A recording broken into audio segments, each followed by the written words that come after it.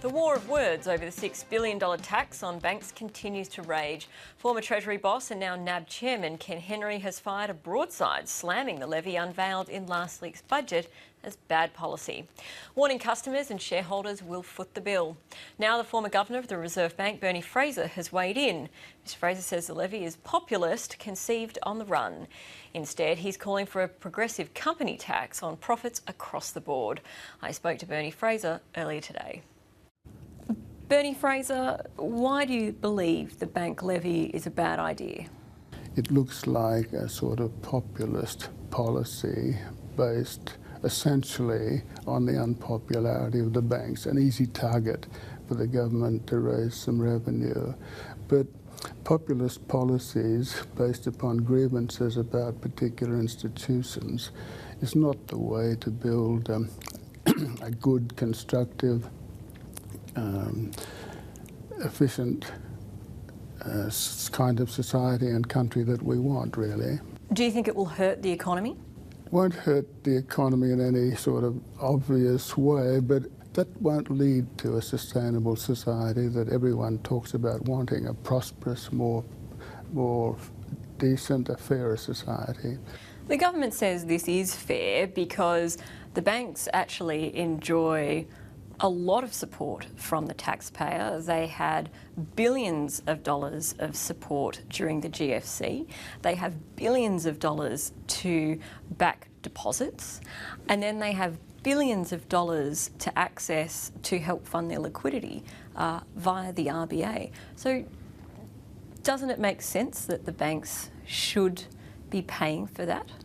Maybe the banks can afford to pay more tax, although one wonders if the tax goes through and they are obliged to follow through and pay more tax, one wonders who at the end of the day will actually pay the tax, whether the shareholders or the community generally will pay it. But it's a discretionary tax. If the Treasurer believes that there are big companies out there in the banks, there are also big companies in other sectors, in the pharmaceutical industry perhaps, in mining perhaps, in technology perhaps. Now, if there's this kind of capacity there that the Treasurer says there is in the banks, it's elsewhere, and a fair tax would not be discriminatory based upon the unpopularity of the banks, but would actually pursue the capacity. In other words, you'd have a kind of, or you could have a kind of progressive company tax that would be based on a sensible measuring rod. You couldn't for a minute think that that would actually happen,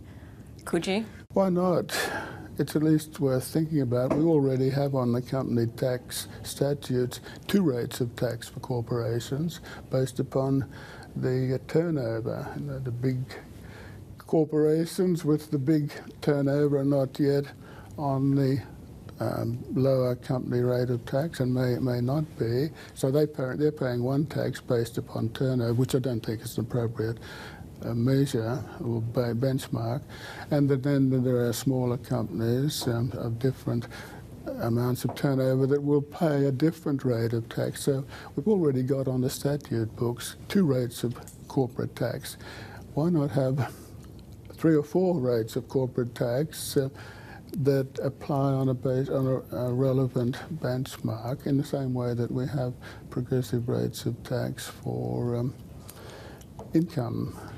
Should there be an open public inquiry into the proposed levy as Ken Henry is calling for?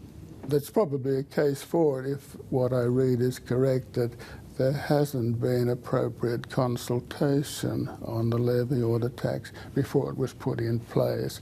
And that's a no-no. If the governments want to make quite significant changes to taxation or spending programs, if they don't consult adequately with all the stakeholders before they determine what they're going to do and why they're going to do it and how they're going to do it, that's a serious mistake, and authorities, governments run real risks in getting things wrong. And one of the reasons the government wants to bring in this bank levy is that they say it will level the playing field and make the minor banks more competitive. Do you think that will work? I doubt it.